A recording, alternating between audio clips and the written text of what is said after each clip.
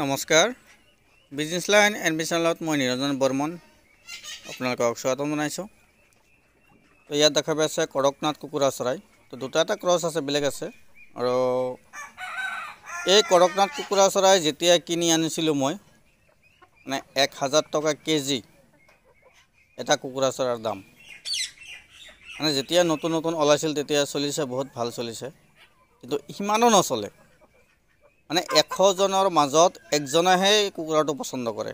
ইয়াৰ মাংস কলা, মানে 100ত 99 জনে ঘিণ কৰে ইয়াৰ মাংস খাবলৈ। কোনোবাই যদি ফাৰ্ম কৰিব বিচাৰে এই কড়কনাথ কুকুৰা চৰাই, তেতিয়াহ'লে ভাবি চিন্তি ফাৰ্ম কৰিব। এই কুকুৰা চৰাই কিন্তু কোনো বেপাৰীয়ে কিন্তু কিনি নলয়, বা বজাৰত যদি চেল কৰিবলৈ লয় 10 পিচ ল'লে কোনোবাই 1 পিচ হয়তো কিনিব পাৰে, বাকী কিন্তু বজাৰত নিকিনে।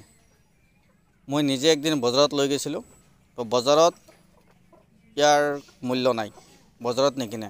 যদি কোনোবাই চিনি পায়, ভালদৰে জানি বুজি তেতিয়াহে লয়। সেইকাৰণে ভাবি চিন্তি ফাৰ্ম কৰিব যদি কড়কনাথৰ ফাৰ্ম কৰে।